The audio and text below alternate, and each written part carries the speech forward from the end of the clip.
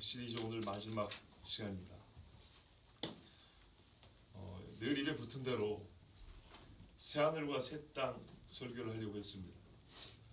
그동안에 새하늘과 새 땅을 주제로 설교한 적도 있었고 새 예루살렘 주제로 설교를 하거나 또는 지옥이 영원하여 불못으로 연결되는 것처럼 현재 있는 낙원은 마지막 때 새하늘과 새 땅, 새 예루살렘으로 이어지는 것이 순서상 또 서로 병렬 이렇게 조화가 되는 것 같아서 지옥 시리즈가 조화가 되는 것 같아서 그렇게 하려고 했는데 한 주간 하나님께서 마음에 뭔가가 빠진 듯한 느낌을 계속 갖게 하셨습니다.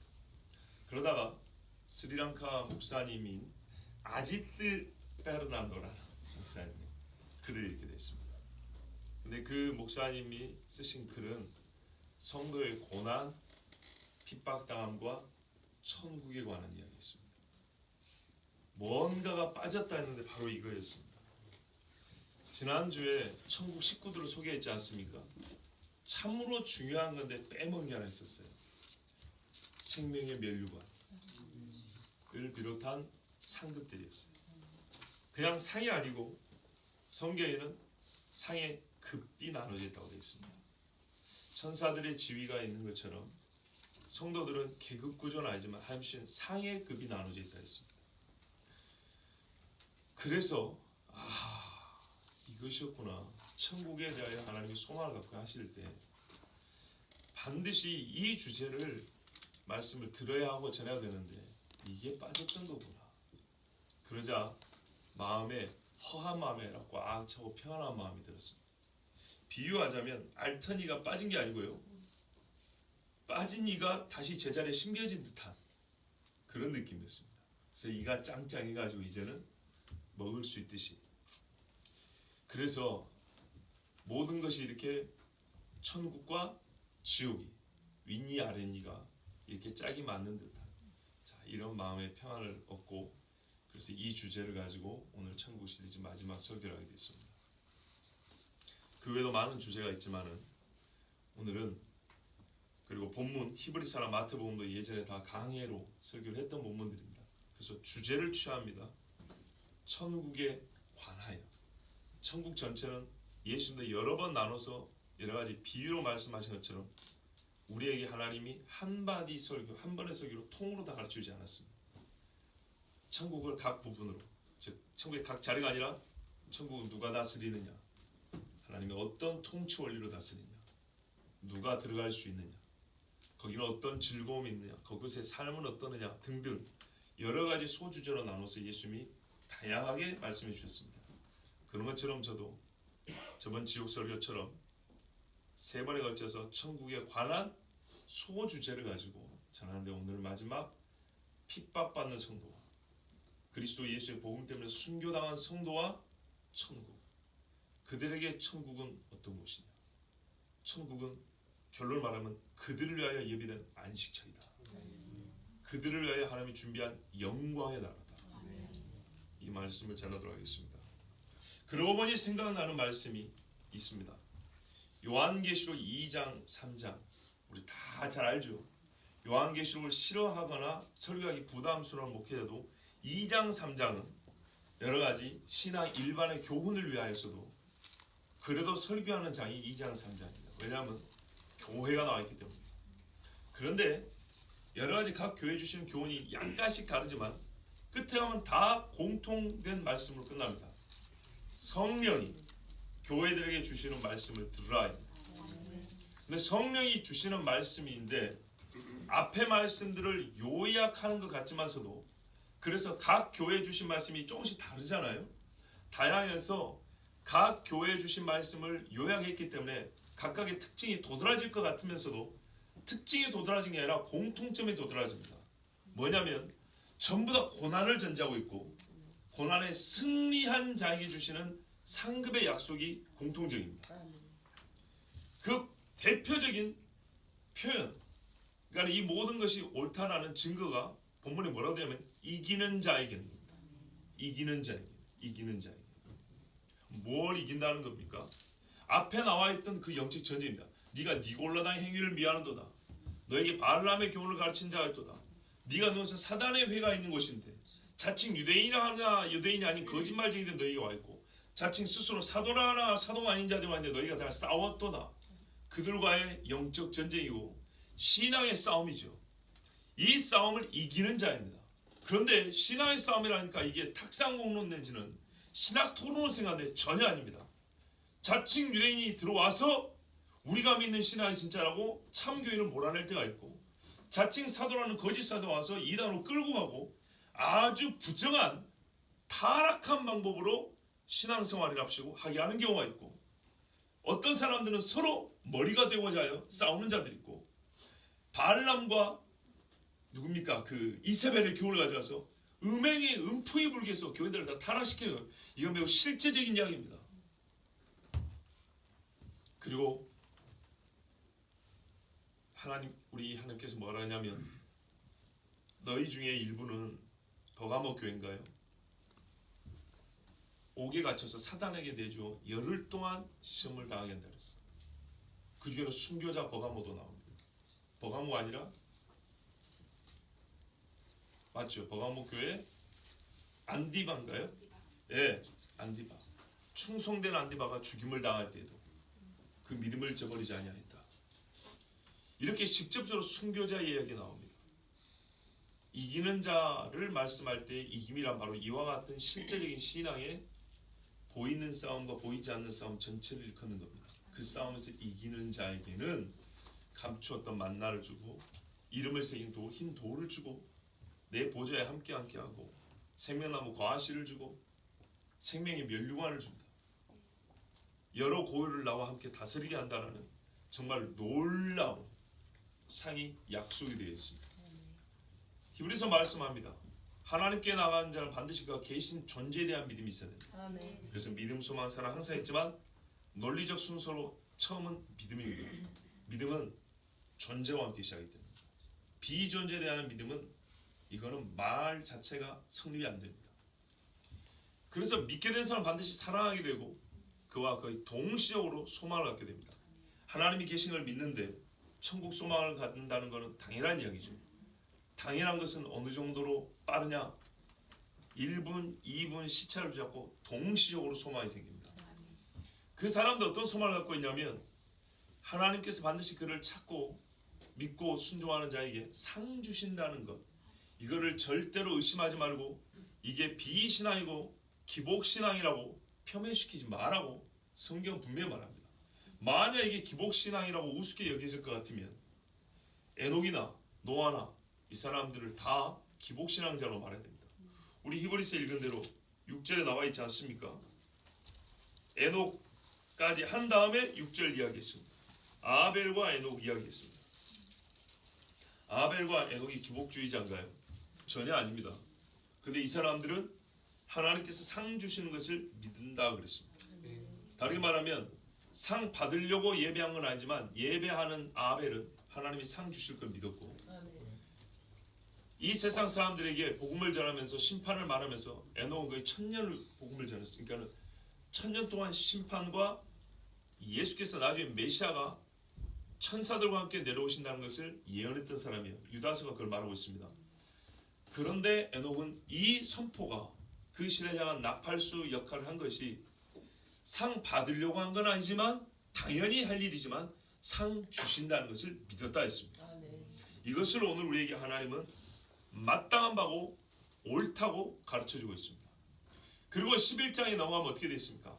믿음의 사람들 이야기 중에 이 사람들의 삶을 그들의 영웅적인 행위로 요약 정리하지 않냐고 핍박당하고 고난당하는 것으로 요약합니다. 놀라운 것은 이 인물들이 전부 다 구약 사람들이라는 겁니다.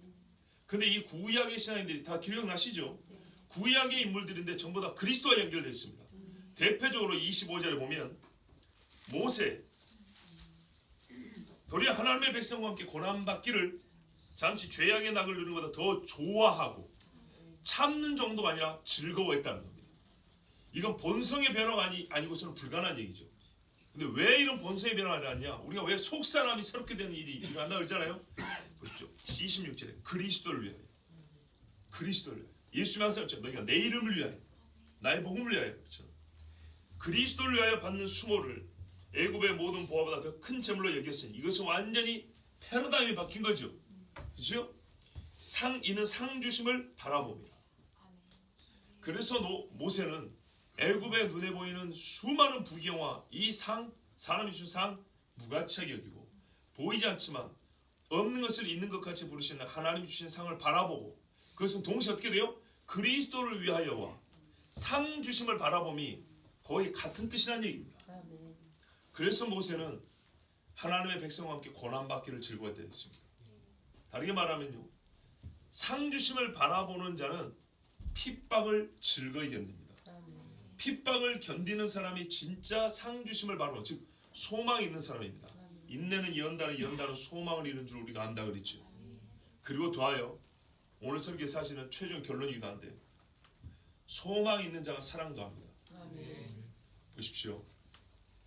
세상에 많은 전쟁과 전염병과 천재지변이 있을 때 사람들이 생명이 위험에 빠질 때 또는 삶이 곤란해질 때 남는 것은 곤란한 삶으로 말미암아 피폐해진 그 고통이 아니라 사람이 사람을 향한 미움이랍니다.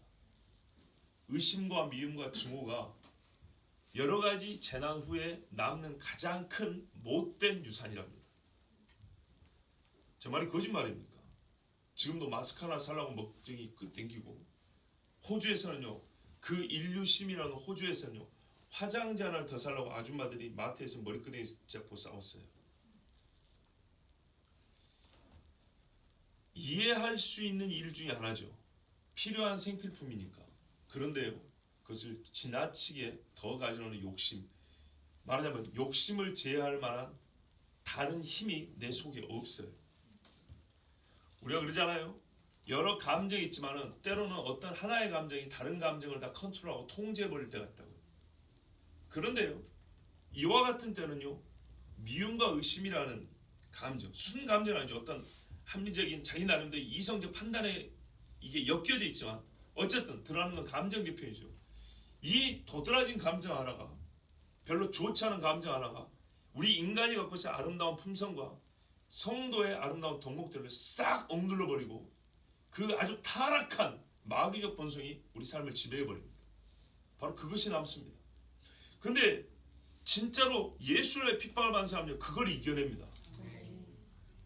예. 저번에 우리 홍준사님 설교할 때 그랬어요. 우한의 어떤 목사님이 그 교회 성도들과 함께 마스크 끼고 나가서 전도했다 그랬잖아요. 그래서 저도 사실 바라는 말은 뭐냐면, 대구에 있는 전통 있고 이 이름 있는 대형 교회들이 있어요. 잘 아시죠? 대구 출신들은 동 무슨 칠 무슨 뭐 이런 교회들이 있어요. 이런 교회들이 이럴 때 말이죠, 생각을 해보세요. 여차하면 지금 교회가 각도 5도만 틀면 교회가 지금 폭격을 맞게 생겼는데, 앉아서 텔레비 보고 예배 드린다 할 것이 아니라 그 사람들이 대구 시내로 나와가지고 그들이 마스크를 나누면서 전도를 한다면, 병문안을 가서 기도를 한다면 얼마나 큰 은혜가 되고, 아 진짜 참 그리스도인이라는 소리를 듣지 않겠습니까? 연예인들이 나와가지고 의리 외치면서 마스크 나눠주니까 사람들이 정말 난리를 하더구만. 제 죽을까봐 들어있으면 사랑이 없습니다. 제 죽을까봐 순전히 이기적입니다. 그런데 천국 소망이 있는 사람들이 오히려 사랑을 낳습니다. 소망이 있는 사람이 사랑을 말하죠. 사랑을 행하죠. 소망 없으면 사랑 없습니다. 하나님께서 이래서 정말 이 종을 통해서 주신 말씀에 앞뒤가 맡겨주셔서 너무나 감사해요. 믿음이 논리적 순서는 처음이지만 믿음, 소망, 사랑은 항상 있다 그래요. 그런데 우리가 실제로 신앙생활에서 가장 강조하는 건 사랑이고, 의무적으로 취하는 건 믿음이고, 제껴버리는 건 소망인데, 실제로 이 어려울 때, 어두울 때야말로 소망의 노래를 부를 때란 말이죠. 근데 이 소망이 어디서 나오냐? 또는 소망이 무엇을 낳느냐? 믿음, 소망, 사랑. 예수에 대한 믿음이 있는 사람이 하나님 앞에 예배하고요. 그죠? 성도 안에 사랑이 유지되어 있죠. 이런 사람들이 보면 소망이 있어요. 이 소망 있는 사람이 또 돌아서 사랑을 행하고요, 믿음의 행실이 나타나요. 이게 서로 도는 겁니다. 그래서 항상 있는 겁니다. 자, 그래서 우리에게는 소망을 잊지 않는 것이 정말 중요한데요. 성경에서는 우리에게 소망으로서 뭘 가르쳐주냐면, 성도가 가지는 소망으로서 천국을 말하는데, 그걸 좀 더 구체적으로 말하면 천국에서 그리스도 예수의 복음을 위하여 사는 사람을 위하여 하나님이 주신 영광이 있다는 겁니다. 성도가 당하는 핍박과 고난은 하나님이 영광을 취하는 가장 고급 방법이에요. 잘 들으세요. 하나님이 성도를 통하여 영광을 받으시는데 가장 고급이요 가장 비밀스러운 방법이 뭐냐면 고난이에요. 예. 가장 보편적이고 언제나 있는 방법은 예배고요. 은밀하고 비밀스럽지만 어떤 의미에서는 그래서 소수만이 하나님께 영광 돌릴 수 있는 그것은 신자가 핍박과 고난 중에 믿음을 지켜가는 거예요. 근데 이건 또 얼마나 놀랍냐면요, 하나님이 성도에게 주시고자 하는 영광이 있어요. 우린 그걸 알아야 됩니다. 감사하게도 하나님이 우리를 통하여 영광을 받으시는 것도 진짜 황공무지한데, 말이 되나요? 하여튼 황공하기 그지없는데 하나님께서 그리스도 예수를 고난당한 사람에게 영광을 주신대요. 영광을 나눠준대요. 그러니 우리가 예수 그리스도를 믿으면서 예수와 함께 고난당하는 것을 마다하면 안 됩니다. 이 세상 어디에도 줄 수 없는, 받을 수 없는 영광이 성도가 그리스도를 위하여 당하는 수모와 핍박 가운데 숨겨져 있습니다. 그 보화를 찾으십시오. 자, 그런데 이 놀라운 것, 요한계시록 그렇게 약속되어 있는, 당연하게 핍박이 전제되어 있고 그걸 이기라고 말씀하고 거기에 대한 약속이, 상급의 약속이 온 교회에게 주어졌는데 뭐하고 어느 교회도 그 7교회에 해당 안 되는 교회가 없다고 말하면서도 이 중요한 분토와 그에 따른 상급에 대해서는 크게 강조하지 않고 그 앞에는 어떤 윤리적인 것, 신앙생활의 일반의 덕목에 관해서만 말하고 끝나는 것은 굉장히 아쉬운 겁니다. 그냥 상도 추상적으로 생각하면 너무너무 아쉽습니다. 그래서 우리는 다시 한번 천국이 하나님께서 신자, 특히 그리스도의 복음을 위하여 핍박받는 신자에게 주시는 최고의 선물이 준비된 것이고 하나님의 영광을 주시려고 우리에게 약속하고 기다리고 계신 아버지의 집이라는 것을 아시고 믿으셔야 합니다. 그런데 옛날에 아니라 우리 개신교회에서 말이죠, 왜 이 순교자 내지는 핍박받는 사람들에 대한 소위 신학, 또한 그들의 신앙을 본받고자 성경적으로 체계적으로 연구하고 가르치는 일이 좀 부족하냐 하면 저 동네 때문입니다. 저 동네 사람들이 어딘지 아시죠? 예, 저 동네 사람들이 소위 순교자와 핍박당한 성도들을 성인이라고 불렀어요. 성인이라고 부르는 것은 정말 성스럽게 거룩하게 살았다고 끝나는 게 아니라 그리스도처럼 여겨버렸어요. 그들이 중보자, 그들이 나의 죄를 용서하고 나의 죄짐을 짊어지고 그들의 신앙에 따라 부족한 공로를 채워주는 사람, 그래서 연호에서 천국으로 슉 올려줄 수 있는 사람, 어려울 때 기도하면 도와줄 수 있는 사람, 정말 예수님처럼 만들어버렸어요. 여기에 대한 반동으로서 우리 종교개혁자들은 이게 너무나 위험했기 때문에 사람을 높이거나 사람을 그 마음에 둘까봐 이거를 이제 좀 표현하자면 아주 좀 엄격하게 금했어요.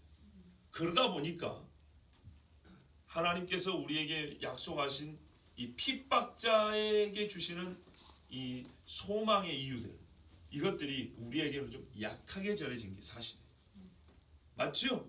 그래서 왜냐하면 여차하면 이게 공로사상 되어버리고 여차하면 자기 의를 드러내고 급기야 못하면 하나님의 은혜가 그러다 보면 서서히 없어져 버려요. 은혜로 말미암는 구원이라는 게 원하지 않게 자꾸 사람을 강제로 없어져 버려요. 그래서 차라리 저쪽보다 나은데 그렇다고 완전히 무시할 건 아니죠. 그래서 오늘은 하나님께서 우리가 중요하지만 조금 간과해왔던 이 주제를 이 종을 통해 전하게 하십니다. 마태복음 5장 10절에 의를 위하여 핍박을 받는 자는 복이 나니 천국이 그들의 것이라고 그랬어요. 예수님께서 팔복선언에 보면 천국을 약속한 두 부류가 있습니다. 두 번 있어요. 두 번. 하나는 심령이 가난한 자, 또 하나는요 의를 위하여 핍박을 받은 자입니다. 이 두 개를 여러분 다 받으셔야 돼요. 이건 신학적으로 꼭 옳은 게 아니라 천국에 들어가기 시작한 게 심령이 가난한 자라면 그 문을 딱 열고 골인한 사람이 핍박받는 자라고 그렇게 말할 수 있겠어요. 그래서 의를 위하여는 의는요 칭의, 믿음으로 말미암아 의롭다고 받는 칭의로만 생각하면 안 됩니다. 보세요. 여기 의는 하나님의 이름과 하나님의 존재로부터 이름과 말씀과 그의 나라, 하나님의 약속, 이 모든 하나님의 심판, 상, 모든 것이 포함됩니다. 어떻게 그렇게 말할 수 있냐? 제가 늘 조심한 게 하나의 단어가 우리가 맨 처음 듣는 신학 개념 거기에만 묶여 있으면 안 된다고 그랬어요. 하나의 개념이 뭐라면 의를 위하여 핍박을 받는 자가 천국이 그들의 것이야. 하나님이 줬다고 그랬어요. 그건 설교 제목이 이거예요. 주노라. 의를 위하여 핍박받는 자들이 뭐를? 천국을. 예수 말씀이 말이에요. 자, 그러면 실제로 의를 위하여 핍박을 받은 자가 누군지 성경에 나와 있기 때문에 그들이 핍박받은 이유를 보면 거꾸로 의가 무엇인지 알 수 있어요. 내가 예수로 말미암아 의롭다 하심을 받았어. 이것 때문에 몰매를 맞았냐? 아니요. 복음 증거하다가. 그죠? 복음을 예수를 믿으라고 회개하라고 이러다가 두드러 맞았어요. 그리고 목에 잘렸어요. 스데반 같은 경우는 유대인의 종교 지도자들 앞에서 구약 성경을 풀어서 설교를 했어요. 그들의 죄를 알려주려고 조상들의 죄, 하나님 주신 약속을 무시하고 하나님의 말씀을 경홀히 여겼던 그 죄인들, 위선적이고 가시적인 죄를 쫙 풀어 얘기를 했어요. 그리고 그 죄가 그대로 너희 안에 있다고, 너희가 그들의 죄를 본받고 있다고 이야기해서 돌에 맞아 죽었어요. 스데반이 의를 위하여 핍박받은 거 맞죠? 바로 이런 의를 말하는 거예요. 개념으로서 칭의를 떠나서 의롭다 하심을 받은 사람이 실제로 내가 받은 이 의를 사는 것 때문에, 전하는 것 때문에. 그래서 성경을 해석하는데요 어렵지 않아요. 예수님 말했어요. 너희 의가 서기관과 바리새인보다 낫지 않으면 천국에 못 들어간다 그랬죠. 천국을 그들의 것을 줬다 그랬죠. 그러면 이렇게 연결하면 돼요. 서기관과 바리새인이 천국에 못 들어간다. 그리고 서기관과 바리새인보다 나은 의라는 것은 예수를 믿음으로 얻는 의롭다 하심, 칭의에 머물러 있는 게 아니에요. 가식과 위선이라는 실제적으로 말씀을 믿고 행하는 삶을 포함한 거예요. 예수님이 그들을 비판한 거 뭐예요? 그들의 가르치는 말은 듣는데 행한 말은 본받지 마라 그랬어요. 행함이 없다는 얘기였어요. 그래서 그들의 말은 문서로서 없는 객관적으로 맞는 그들의 개인과 자기 자신과 아무런 상관이 없다는 거예요. 무슨 말씀인지 아시겠죠? 그들의 말대로 하나님 앞에 칭찬 들어. 그런데 그 말이 본인들에게는 주관화되지 못했다고요. 신앙은 객관성과 주관성이 일치돼야 하는데 객관적으로 옳은 말이에요. 무슨 말? 설교자도 객관적으로 옳은 말을 하는데 주관적으로는 자기 개인에게는 자기가 하는 설교가 하나도 일치하지 않아요. 그런 경우 어떻게 될까요? 그 말을 듣고 객관적으로 옳은 사실이니까 그 말을 듣고 다른 사람은 살겠죠. 의사가 환자 살아난 사람이 눈꼽만큼도 없어요. 돈 벌려고 그러지. 그런데 의사가 맞는 약을 처방해 줬다고요. 그러면 그 약 먹으면 살아야 죽어요? 산다고요. 그러나 의사의 자질, 의사의 품격, 품성 이건 빵점이라고요. 그런데 처방전 들어서 약국에서 약 지어먹으면 낫는다 그 말이요. 그러니까 바리새인과 서기관이 개떡같이 살았어요. 근데 그 말이 때로 옳은 게 있었어요. 그래서 그 옳은 말대로 사는 사람은 자기는 고마운데 가르치는 이 사람들은 못 살아요. 그 말이에요. 바리새인과 서기관보다 나아야 된다는 거예요. 그들의 말은 분명히 옳은 게 있다. 예수님이 인정됐어요. 한편 옳은 게 있다고. 그러면 더 나은 게 뭐냐면 더 바르게 가르쳐야 되고, 그리고 그 바르게 가르친 거에 따른 행위가 있어야 된다. 이것이 예수님의 말씀이에요. 그게 바리새인과 서기관보다 더 나은 의. 실제로 사도들과 선지자와 누구보다 예수님은 더 나은 의를 가지고 계셨어요. 그리고 의로 해 핍박을 받으셨어요. 맞죠? 예수님은 폭력의 희생양이 아니고 우리를 의롭다 하심을 위하여 하나님의 의를 위하여 핍박을 받은 사람이에요. 로마서에 말하라 그래요.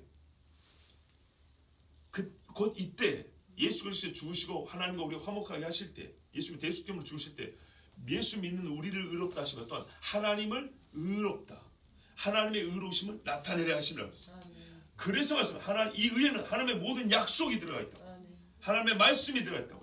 즉 하나님과 관계된 모든 것을 위하여 행하는 것.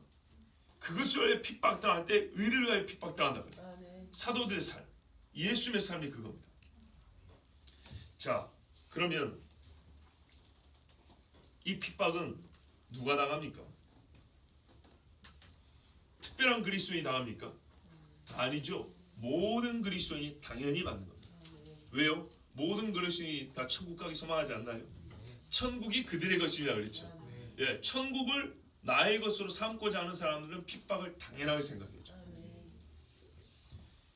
빌립보서 1장 29절에 그리스도를 위하여 너희에게 은혜를 주신 것은, 잘 들으세요. 은혜를 주신 것. 우리는 은혜하면 딱 떠오르는 게 구원이죠.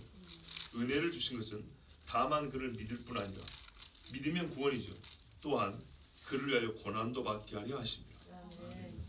처음부터 우리에게 복음을 들려주신 것이 뭐냐면 구원만 있는 게 아니에요. 우리 이렇게 생각합니다. 복음을 들려서 우리가 은혜를 받았다면 구원을 받고 이제 구원을 받았으니까 순차적으로 그리스도의 권한 생활에 하나님의 의도는 안 돼요.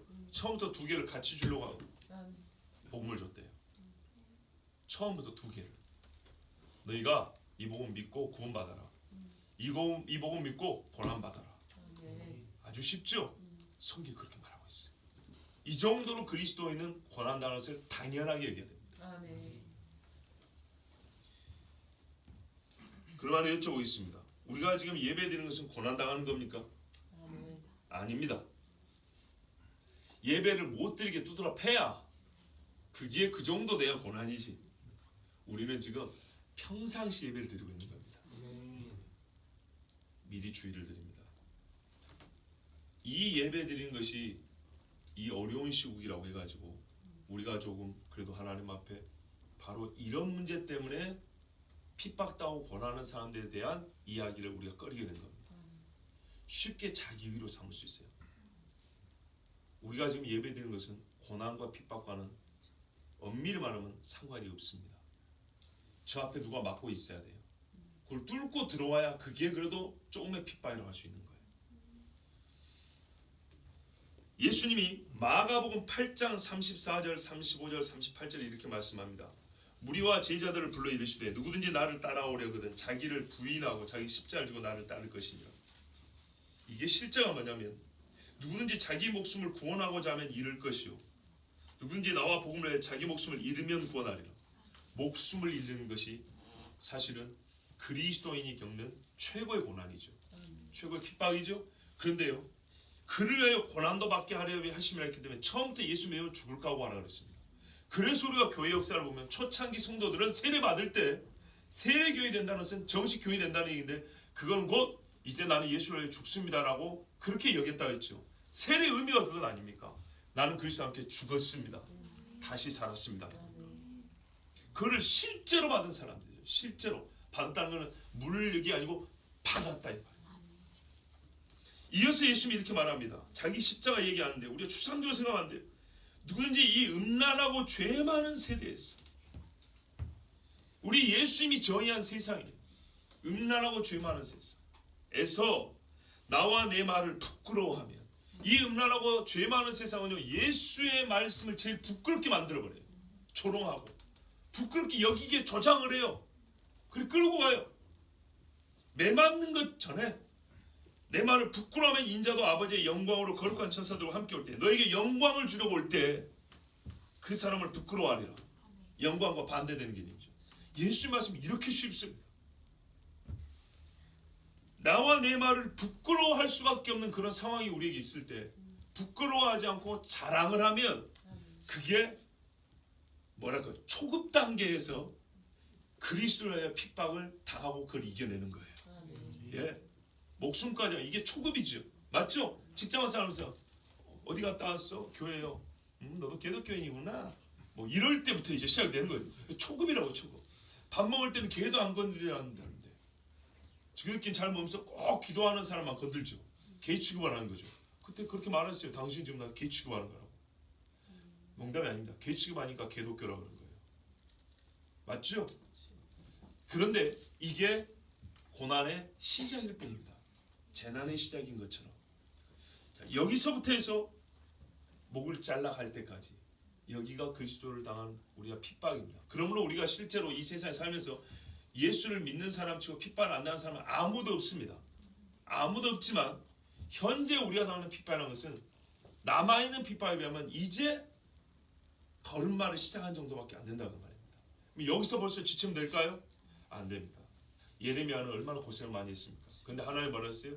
네가 보행자와 함께 달려도 그렇죠. 벌써 지쳐가지고 못 달리겠다 하면 요단강의 창이라면 어떻게 하려느냐? 말과 함께 경주할 수 있겠느냐? 아직 많이 남았다. 말과도 시합해야 되고 댐이 터져가지고 물이 막 수위에 쏟아올 때도 빨리 달려야 된다. 그렇게 하나님께서 예레미야를 쓰신다 하셨고 또 그렇게 하십니다. 우리에게는 아직 요단강의 창이랑 강둑이 터져가지고 쏟아지는 물보다 앞서 달려야 될 그 날이 남아 있습니다. 부지런히 달리기 연습을 하십시오. 예수님이 마태복음 10장에 보면 제자들을 보내서 복음을 전하게 합니다. 그리고 여러 가지 상황을 미리 말씀해 주는데 복음을 듣는 자와 거부하는 자 이야기가 있죠. 특히 거부하는 자들은 소돔과 고모라보다 더 큰 심판을 받을 것이다. 이렇게 말씀하고 또 너희가 당할 고난과 핍박이 있을 것이다. 두려워하지 말라.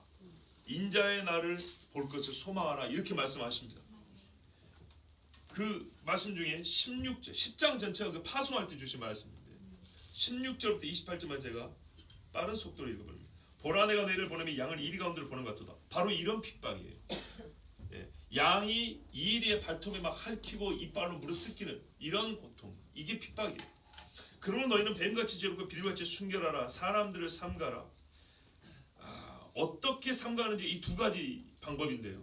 이거는 여러분 오늘 주제 아니니까 묵상하시고 그들이 너희를 공회에 넘겨주겠고 그들이 회당에서 채찍질하리라. 또 너희가 나로 말미암아 총독들과 임금들 앞에 끌려가리니 요게 이리 가운데 들어가는 겁니다. 이는 그들과 이방인들의 증거가 되게 하려 하심이라. 너희를 넘겨줄 때 어떻게 또는 무엇을 말할까 염려하지 말라. 그때 너희에게 할 말을 주시느니 말하는 이는 너희가 아니라 너희 속에서 말씀하신 이고 너희 아버지의 성령이시니라. 아멘. 이게 얼마나 중요하냐면 기억하십시오. 말하는 이는 네가 아니라 성령이시다. 좀 이따 말씀드립니다. 장차 형제가 형제를, 이게 핍박이 실제예요. 아버지가 자식을 죽는 데 내주며 자식들이 부모를 대적하여 죽게 하리라. 뭐 때문에? 이거는 훗날에 그냥 이런 일이 순차적으로 일어난다는 게 아니라 복음증과 상관된 이야기예요. 예. 내가 늘 이 일에 보낸다 그랬어요. 이 보냄과 상관이 있는 거예요.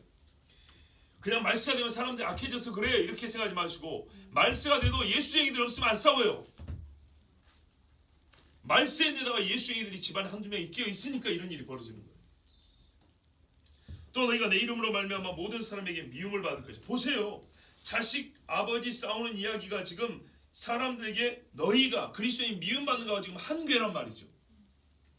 미움을 받을 것이나 끝까지 견디는 자는 구원을 얻으리라. 요한계시록 이기는 자는 흰돌에 새 이름을 써준다고 했어요. 이 동네에서 너희를 박해하거든 저 동네를 피하라. 보세요. 요 이야기 좀 이게 지금 대주자 이거예요. 복음 증거와 핍박 이야기. 내가 진실로 너희에게 이르노니 이스라엘의 모든 동네를 다 다니지 못해서 인자가 오리라. 제자가 그 선생보다 또는 종이 그 상제보다 높지 못하나니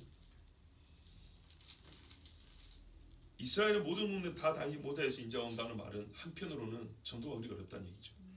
이스라엘 손바닥만한데 말이죠. 수천 명씩 들어와도 다 못 댕긴대. 그렇게 쉽고 만만한 얘기가 아니라는 얘기입니다. 또는 종이 그 상전보다 높지 못하나니 제자가 그 선생 같고 종이 그 상전 같으면 조카도다. 집주인을 바알세불이라 불렀거든. 하물며 그 집 사람들이라. 나도 이렇게 욕하고 핍박했는데 너희들은 어떠겠느냐. 그런즉 그들을 두려워하지 말라. 감추인 것이 드러나지 않을 것이 없고 숨은 것이 알려지지 않을 것이 없느니라. 그들의 죄나 너희의 핍박당함이라. 내가 너에게 어두운 데서 이루는 것을 광명한 데서 말하며 너희가 귓속말로 듣는 것을 내 집 위에서 전파하라. 몸은 죽여도 영혼은 능히 죽이지 못하는 자들 두려워하지 말고 오직 몸과 영혼을 능히 지옥에 멸하실 수 있는 일을 두려워하라.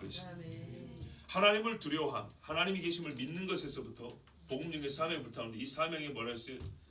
우리 주님이 소망을 말씀했어요. 그 그 소망 중에 하나가 뭡니까?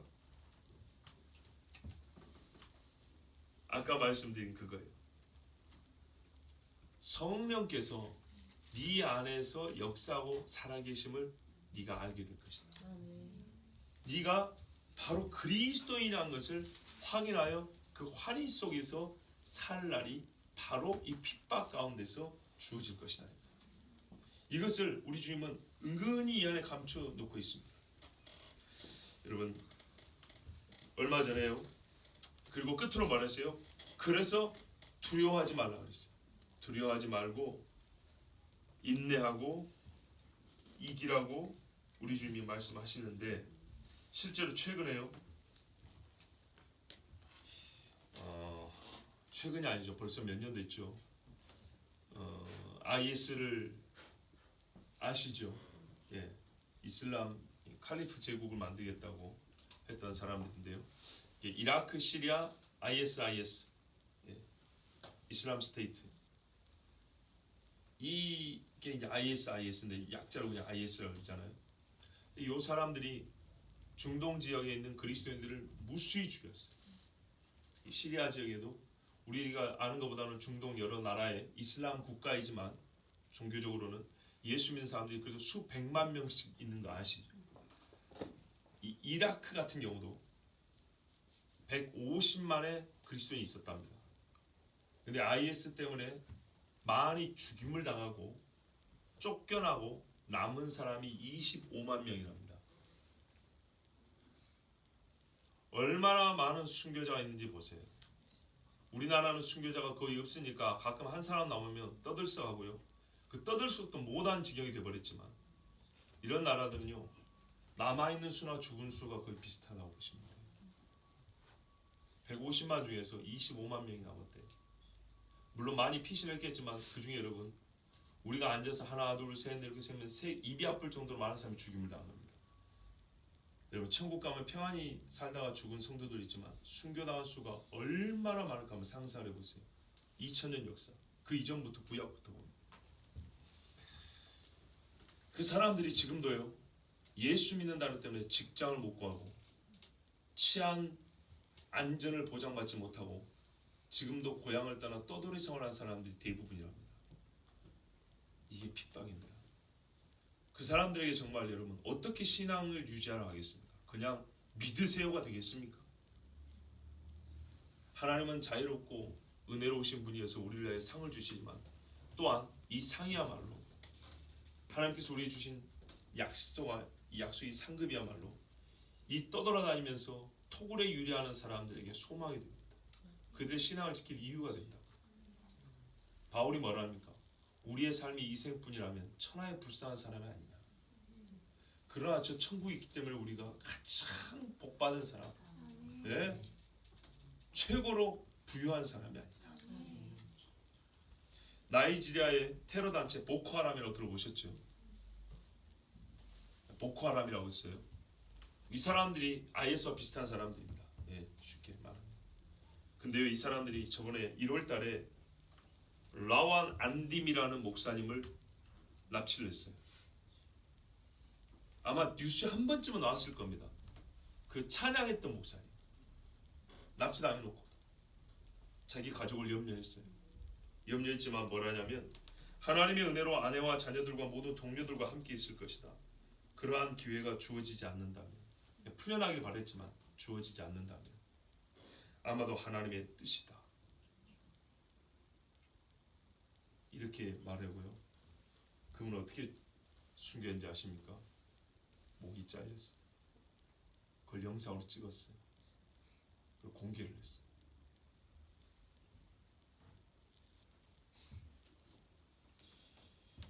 이뿐이 아닙니다.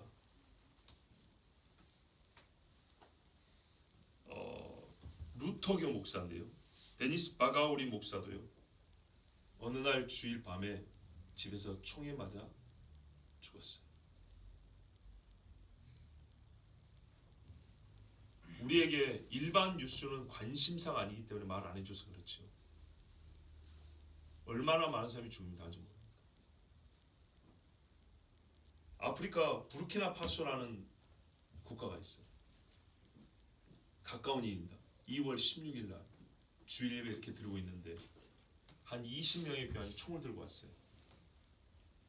교회에다 불을 질렀어요. 총 들고 있으니 못 나갔겠죠. 아마 어떤 사람은 나가다 맞아 죽었을 거고, 목사 부부 포함 24명이 죽었어요. 이렇게 예배드리다가 18명이 중상을 입었어요. 몇 사람은 끌려갔어요. 그렇게 보니까 거의 우리 사이즈예요. 24명이 그 자리에서 죽고 18명이 상해를 당하고, 그럼 포함 42명이죠. 몇 사람은 납치당하고. 그 우리가 비슷하죠? 자, 우리에게 딱 대입해 보세요. 예수서 총을 난사했고 먼저 나부터 죽었어요.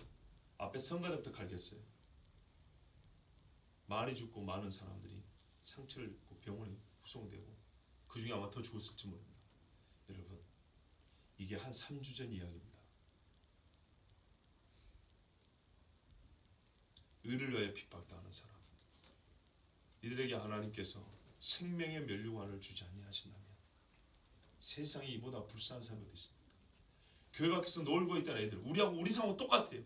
저 밖에서 놀고 있던 애들이 교회에서 총선하고 불이 붙어가지고 피비린내가 나고 막 아비규환해요. 사람들의 비명소리가 나는데 애들이 밖에서 들으지 못하고 우리 엄마 아빠 불에 타 죽는 걸 보고 있어요. 아프리카 같은 데 벽이 있습니까? 건물이 이렇게 벽돌로 잘 지어지게 안 그렇겠죠. 있다 하더라도 더운 나라이기 때문에 속이 훤히 보이는 창문 구조라든지 노출이 돼 있겠죠.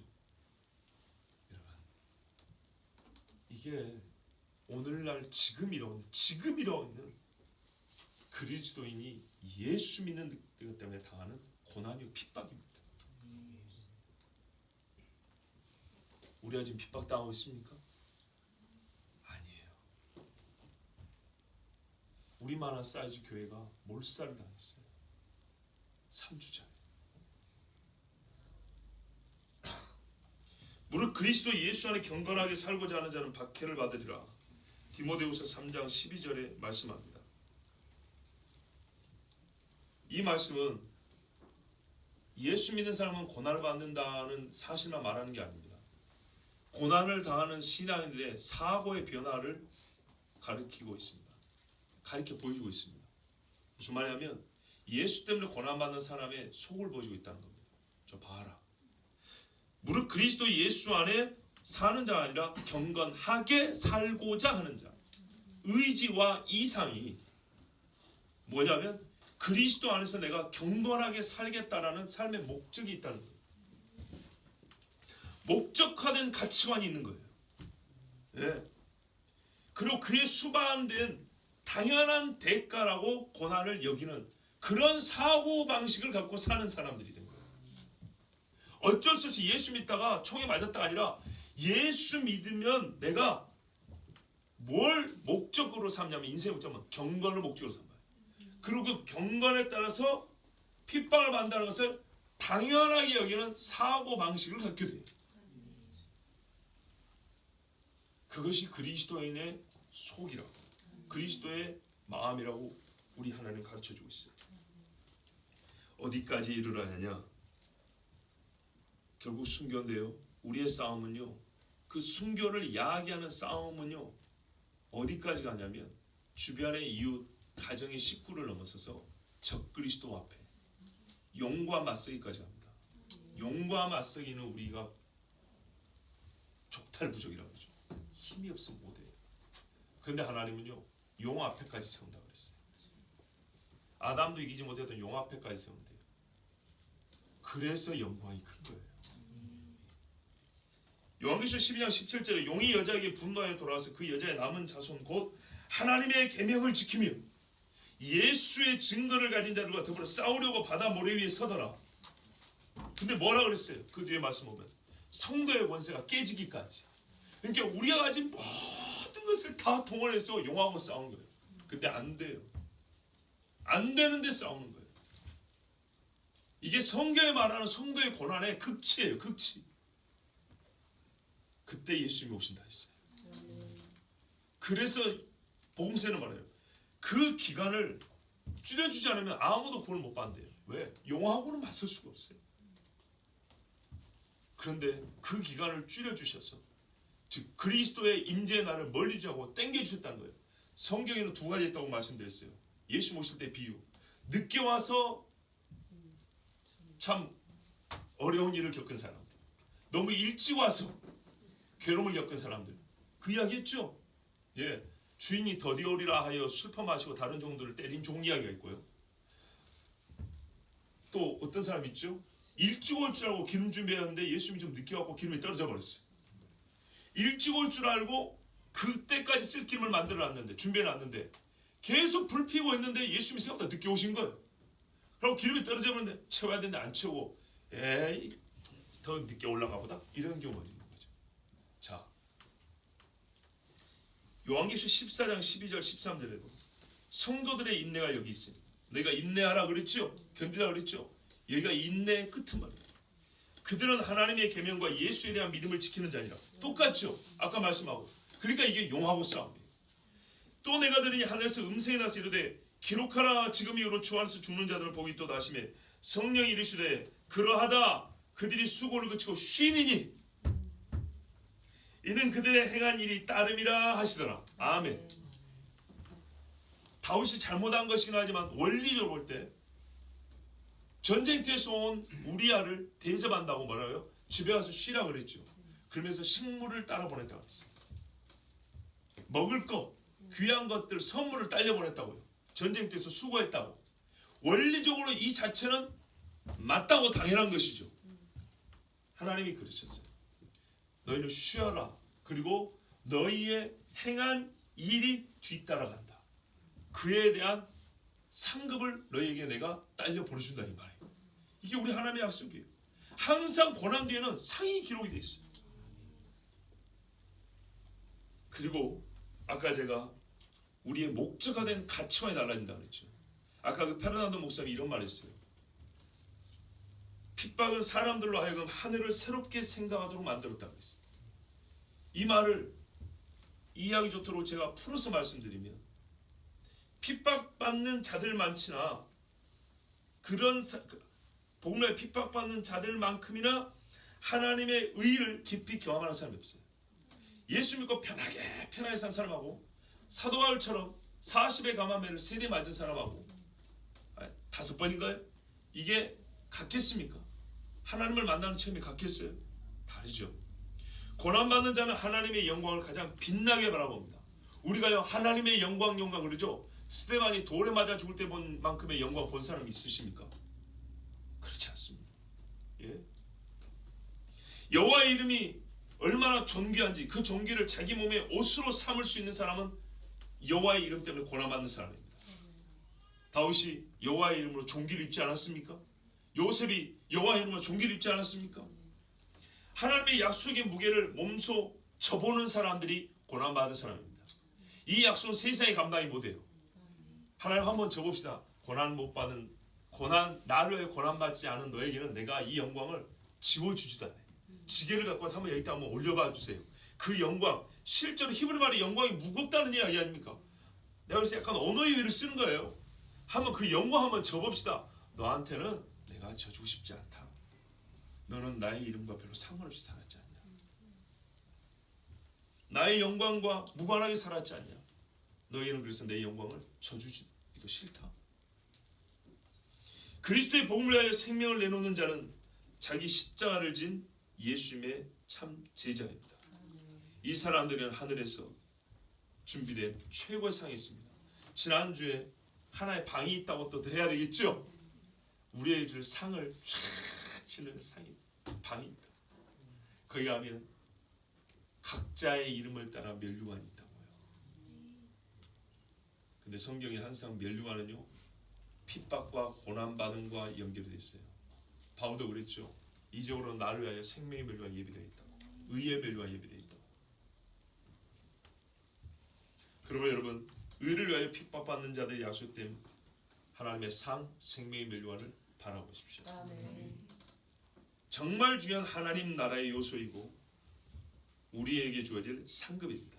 그러나 여러분, 이것은 뭐랄까요? 우리가 하나님 앞에 뭘 잘했다고 해서 얻는 대가는 아닙니다. 공로에 대한 대가는 아닙니다.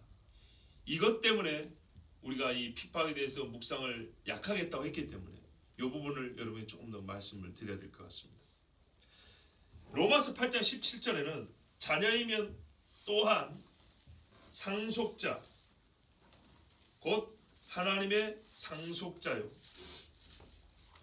그리스도와 함께한 상속자니 우리가 그와 함께 영광을 받기 위하여 고난도 함께 받아야 된다 이렇게 되어 있어요. 위하여. 또 고린도후서 4장 17절 18절에는 우리가 잠시 받는 환난에 경한 것이 지극히 크고 영원한 영광에 주한 것을 우리에게 이루게 함이니 환난을 받으면 더 크고 중한 영광을 이룬대. 자, 여기서 핍박과 상급의 연결은요 목적과 수단의 연결이지 결과를 얻기 위한 원인의 연결은 아닙니다. 그 말이 그 말 같지요? 그 말이 그 말 같아요. 약간 다릅니다. 봐보세요. 원인과 결과와 목적과 수단, 원인과 결과와 목적과 수단 어느 게 더 밀접하다고 생각하세요? 예?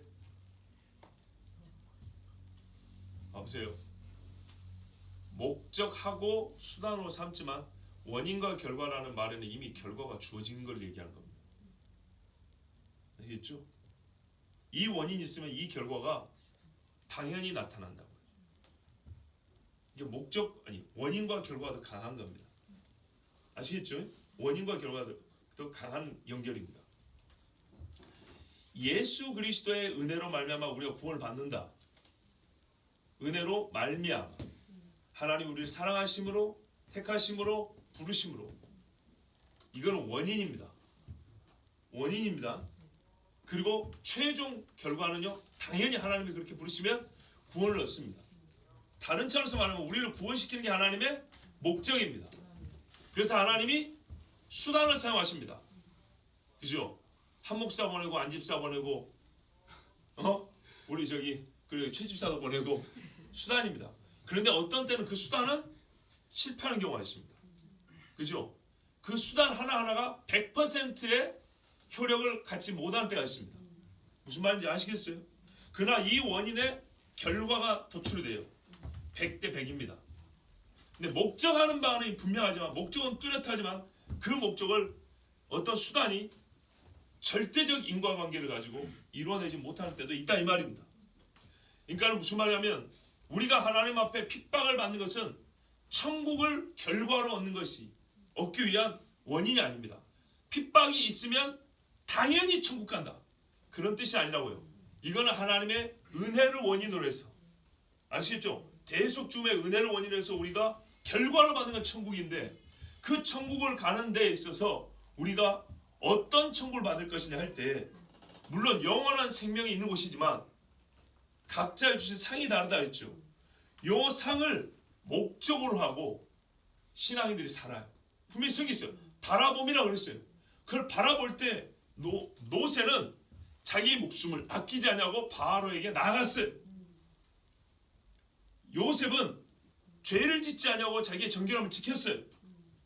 무슨 말씀인지 아시겠죠? 더 좋은 상 주심을 바라서 더 많은 핍박을 감내했다고요. 그걸 목적으로 해서 핍박을 수단으로 썼다고요. 그러니까 이게 다른 차원의 얘기를 하는 거예요. 구원 얻는 이야기하고는 달라요. 서로 옆으로 나란히 가기만 분명히 구별된 이야기예요. 자, 우리가 교회에서 잘 안 쓰는 말이라서 목적, 수단 이런 말 잘 안 쓰니까 이런 말 하면 갑자기 거부감이 들어버리는데 신학적 거부감, 알러지 반응이 나타나는데 그러지 마세요. 개념적 구별이 필요해요. 자, 그런데 이게 여차하면 또 잘못하면은 깊게 생각 안 하면 그게 공로사상이지 뭐 이렇게 생각할 수 있겠죠. 그래서 하나님의 말씀을 더 읽어드릴게요. 누가복음 20장 35절에 저 세상과 및 죽은 자 가운데서 부활함을 얻기에 합당히 여김을 받은 자들은 장가고 시집가는 일이 없으며 하고 이제 천국 이야기하고 있는데 뭐라 하면 이렇게 돼 있어요. 부활함이 얻기에 합당히 여김을 받은 자들. 합당히 자기 자신을 합당히 맞는 게 아니라 여김을 받았다 돼 있어요.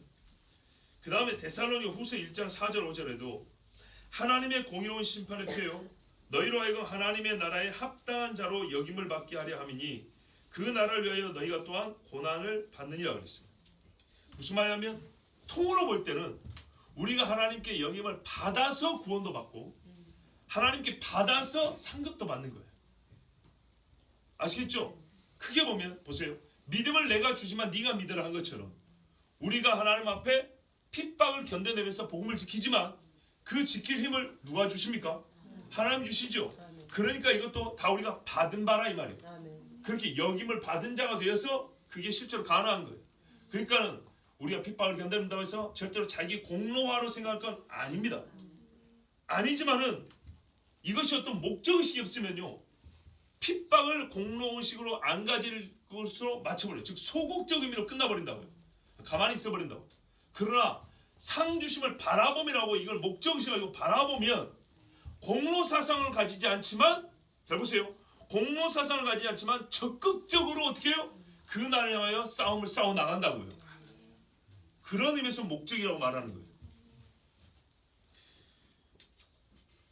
다 이해되셨죠? 예, 좋습니다. 그래서 아까 그 페르난도 목사님 이렇게 말했어요. 고난은 상급을 버는 원인으로 기능하지 않지만 하늘로 가는 길에서 그 목표를 향하는 수단으로서 고난이 포함된다 그랬어요. 고난이 없으면요 천국 가는 길도 온전치 않아요. 제 말을 길게 한 것보다 훌륭한 믿음의 선배들의 말을 조금 더 인용해 드릴 거예요. 종교개혁자 중에 휴 라티머라는 사람이 있어요. 이분이 순교당한 분이에요. 근데 이분이 뭐라고 하냐면 모든 사람은 영생 안에서 선한 행위에 대한 상을 얻게 될 것이지만 영생을 보상으로 받는 것은 아니다. 영생은 하나님의 선물이라고 기록되기 때문이다. 그러므로 우리는 마치 우리 자신의 행위로 하늘을 얻어야 하는 것이냐 우리의 행위를 완벽한 것으로 자랑하지 말아야 한다. 하나님은 우리가 충성스러운 마음으로 드리는 행위를 기뻐하시기 때문에 보세요. 이게 중요합니다. 기뻐하시기 때문에 우리가 얻은 영생 안에서 선한 행위에 대한 상을 주시겠다고 약속하신다. 예. 천국 가는 공로가 아니라 우리가 핍박을 당하는 것을 기쁨으로 보시기 때문에 그 기쁨에 대한 보상으로 상을 주신다 이렇게 말했다. 스펄전 목사도 이렇게 말했어요. 하늘로 향하는 긴 여정을 가는 사람은 척박하기 때문에 철과 청동으로 만들어진 신을 신어야 하는 이유를 안다 그랬어요. 그 길이 가시밭길도 있지 않습니까? 그래서 철과 청동으로 된 신발을 신어야 되는 이유를 안대요. 천국 가려고 하는 사람들, 천국 소망 있는 사람들은요 청동 신발 신고 가시밭길 고난길을 걸어요. 그 신발을 누가 줘요? 하나님 주시죠. 절대로 자기 공로 생각하지 않습니다. 그런데 이때 얼마나 중요한 일이냐? 아까 말씀드린 부분입니다. 성령께서 말씀하신 그 이야기 있죠. 베드로전서를 새벽에 강의할 때 2, 3년 전에요. 하나님께서 큰 깨달음을 줬는데 베드로전서 4장 13절 14절에 오히려 너희가 그리스도의 고난에 참여하는 것을 즐거워하라. 고난은요 받는 것으로만 생각하지 말고 참여하는 거예요. 이게 그리스도와의 연합교리라는 교리가 있는데 그리스도와의 연합에 있어서 믿음으로 내가 주님과 하나 됐습니다. 이것보다 더 확실한 것 그것이 진짜라는 걸 증명하면 고난에 함께하는 것이 그리스도 하나 됐다는 절대적 증거예요. 그리스도의 고난에 참여하는 것을 즐거워하라. 왜 즐거워하라 합니까? 하나님과 상관없는 일을 우리가 즐거워할 필요가 없죠. 성경에서 즐거워하는 것은 분명하고도 절대적으로 하나님이 즐거워하는 일이기 때문에 이는 그의 영광을 나타내실 때 너희로 즐거워하고 기뻐하게 하려 함이라. 보세요. 그리스도의 고난에 참여하면 하나님의 영광이 나타날 때 우리가 그 안에서 함께 기뻐하고 즐거워한 자로 서게 하신다. 너희가 그리스도의 이름으로 치욕을 당하면 복 있는 자로다. 산상수훈하고 똑같아요. 뭐라면 영광의 영 곧 하나님의 영이 너희 위에 계심이라. 아멘. 제가 그래서 아까 성령 이야기를 한 거예요. 잊지 말라고 드린 그 말씀. 성삼위일체라고 말하지만 교리적으로지만 우리가 사실 가장 약한 게 뭐예요? 성령에 대한 이해와 성령에 대한 경배 찬송이 제일 약하다 그랬어요. 그냥 성령은 영적인 힘이죠, 에너지죠. 이렇게 써먹는 경우가 많다고요. 그러니까 성경은 뭐냐면요, 공의 성령이 영광을 받으실 때가 있대요. 성령이 우리에게 임하여서 우리로 하여금 일하게 하고 예수 믿게 하고 사역만 하게 하는 게 아니라 그 일을 하게 하면서 직접적으로 성령이 우리와 임하시죠. 그래서 표현하자면 우리와 가장 근접하여 영광을 받으시는 분이 성령입니다. 근데 어쩔 때 성령이 우리에게 영광의 영이 되시냐, 그에게 합당한 영광이 돌려지고 그가 영광을 받으시는 영으로서 우리에게 인식이 되냐 하면 그리스도의 치욕에 참여할 때, 그를 위하여 고난당할 때 우리와 함께 하신 성령이 뭐라고요? 영광의 영이 되신대요. 본래 영광을 갖고 계신 하나님이시지만, 본래 신성을 갖고 계신 예수님이지만, 그가 중보자로 죽으시고 높여있을 때 중보자로서의 영광을 취하시는 자격을 얻었다고 히브리서 말한 것처럼, 본래 영광을 가지고 계신 하나님의 영이시지만, 우리가 높여드리지 안 높이냐고 자기의 영광을 갖고 계시지만, 우리와 함께 하실 때 함께하는 이 죄인들이 하나님의 나라와 복음을 위해서 고난을 당하면, 그때 하나님의 영이 어떻게 해요? 영광을 받으시고 그 사람의 얼굴을 확 해서 자기가 받으신 영광을 드러내주신다는 거예요. 스데반의 얼굴이 천사의 얼굴과 같더라. 복음으로 말미암아 내가 죄인과 같이 매이는 데까지 고난을 받았으나 하나님의 말씀은 매이지 아니하니라. 내가 택함 받은 자들 위하여 모든 것을 참음은 그들도 그리스도 예수 안에 있는 구원을 영원한 영광과 함께 받게 하려 하며 그랬어. 이게 그래서 성도가 고난을 받을 때 하나님, 특히 우리가 소리 대해드렸던 성령께서 영광의 영으로 나타나고, 성령께서는 그 영광을요 본인이 받으셨다는 증거로, 옛날에 회망에서 받으셨다는 증거로 향을 쫙 올라가게 하신 것처럼 받으셨다는 증거로 자기를 영화롭게 한 사람을 영광스럽게 해요. 빛이 나게 한다고요. 스데반, 요셉, 다니엘, 모세 얼굴에 빛이 나게 한다. 말씀이잖아요. 그들도 그리스도 예수 안에 구원을 영원한 영광과 함께 받게 하려 합니다. 하나님 나라에서 받지 아니요, 이 땅에서도요 하나님께서 내가 영광을 받았으니 하면서 내가 너를 영화롭게 하리라. 수요죠. 네가 내 이름을 안지 내가 너를 건지고, 네가 나를 사랑한지 아니지, 네가 나를 사랑한지 내가 건지고, 네가 내 이름을 안지 내가 너를 높이리라. 영화롭게 하리라 그래요. 그래서 그리스도인들 아까 뭐래요? 고난은 하늘에 대한 생각, 사고방식, 하나님의 나라에 대한 우리의 생각의 틀을 완전히 바꿔버린다고요. 그것이 성경에 어떻게 나타나냐? 성경은 정말 로마서 8장 18절에 생각하건대, 예사로 나오겠죠. 생각하건대, 이게 본능적으로 몸에 익숙한 게 아니라요, 사고 능력이 달라진 거예요. 예. 생각하는 이 수준의 차원이 달라진 거예요. 생각하건대, 현재의 고난은 장차 우리에게 나타날 영광과 좋게 비교할 수 없다. 누가 이걸 생각하겠습니까? 그런데 수많은 고난당하는 선배들을 보고 성경을 보고 내가 예수님을 고난하다 보니까 이 현재의 고난과 영광에 대한 생각의 틀이 완전히 바뀌었어요. 그래서 말씀드려요. 순교자는 지옥의 무엇에서 순교한 게 아니라 천국의 소망의 때를 순교한다고요. 지옥의 두려움을 이겨내는, 그보다 뛰어난, 현재 내 눈앞에 나오는 칼보다 무서운 하나님, 그러나 그 하나님이 나에게는 어떻게 해요? 영광의 하나님이고 나에게 상을 주신 하나님이라는 이 소망을 갖고 순교하는 거예요. 그리고 마지막으로 아까 결론이라고 말씀드린 겁니다. 믿음, 소망, 사랑 중에 제일은 사랑이랍니다. 그죠? 마지막까지 남는 건 사랑이랍니다. 믿음은 보이지 않는 대상을 믿는다 할 때 제일 가치 있는 말이고요. 소망은 아직 주어지지 않는 것을 받았다고 할 때 가장 빛이 나는 그런 뜻의 말이죠.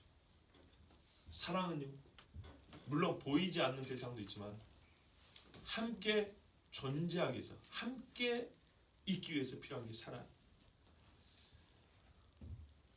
이 사랑을 무엇이 낳느냐 하면 소망이 낳습니다. 그래서 제일이 사랑이라면 이 소망 반드시 사랑과 연결돼요. 마지막 때는요, 어느 때보다 소망이 필요한 때인데 어둡기 때문에. 제가 군생활 중에 성경 묵상하다가 그날 바람이 불고 하늘이 까만 먹구름이 막 쏜살같이 달려가는 밤이었어요. 낮이었어요. 낮. 근데 낮이 어두웠어요. 막 산에 나무들이 막 바람이 부니까 막 이 시끄러운 소리를 내는데 쓰러진 소나무 위에 앉아갖고 찬송 부르고 묵상하는 중에 떠오른 말씀이었어요. 그때 그래서 지은 씨가 어둠의 밤에 희망의 노래를 부른다. 뭐 이런 시였는데 뭐냐면 들은 분도 계시고 못 들은 분이 계시기 때문에 지금 다시 말씀드리는 건데요. 십브라와 부하라는 히브리 3파를 아실 거예요. 애굽의 바로가 모든 유대 남자아이들은 히브리 남자아이들은 다 죽여버리라고 그랬어요. 이 끔찍하고 잔인한 명령을 내렸어요. 그런데 이들이 하나님을 두려워하여 바로를 무서워하지 않았다 했어요. 여차하면 자기 목이 달아나는 일 아닙니까? 얼마나 무섭습니까? 여러분 생각해 보세요. 그런데 이들이 제가 너무 놀라운 건 뭐냐면 종살이 요셉 시절에 좋았던 때와 종살이를 포함해서 곧 있으면 400년이 다 됩니다. 왜요? 이때쯤에 누가 태어나요? 모세가 태어나죠. 80년 있다 오죠. 80년 있다 보니까 대충 한 300년쯤 지난 거예요. 그러면 300년을 생각해 볼 때 우리나라 300년은 언제입니까? 정조 영조할 때 이야기입니다. 모르시죠 그분들? 예. 국사 시간에 탕평책이니 뭐니 뭐 이런 거 배울 땐 그런 분들 계시던 시대입니다. 300년 전 이야기면. 자 그러면 여러분 그 300년 동안에 율법도 없고 선지자도 없고 그죠? 제사도 없어요. 간혹 자기들 시절 좋았을 때는 제사를 드렸겠죠. 그런데 이 무서운 어둠의 때에 흑암인데 어떻게 하나님을 섬길 수 있었겠습니까? 정말 어려운 이야기죠. 근데 놀라운 거는 바로하고 맞설 영과 맞선다고 했잖아요. 바로하고 맞설 믿음이 무명의 산파들에게 있었다 이 말이에요. 그리고 나중에 모세가 오니까 어찌됐든 간에 6월절 양의 피를 100% 다 인방과 설주에 발랐어요. 제가 항상 그래서 요셉과 이야기할 때는 이걸 연관시킨다고요. 이 믿음의 틀을 닦아놓은 사람이 요셉이에요. 그런데 그러고 시간이 거의 300년이 지났는데 생각해보세요. 뭔 교회가 있어야지, 뭔 선지자가 있고 말이지, 뭔 기적이 있어야지. 300년 동안 진짜 흑암으로 점점 어두워진 시대만 살았어요. 그런데 그 신랄같이 내려오는 약속, 그 약속이 이 흑암의 밤에도 희망의 노래, 우리 성경집에 보면 소망의 노래를 부르겠어요. 그리고 그들은 남자아이들을 살렸어요. 이거를 제가 이제 다르게 표현하면 바로 이 소망이 사랑하게 하고 하나님의 의를 더욱 행하게 하고 이 각박하고 마지막 때 사랑이 식어진다 했잖아요. 이걸 뒤집는 역전은요, 소망을 품는 자가 그 소망을 잃지 않을 때 시작되는 거예요.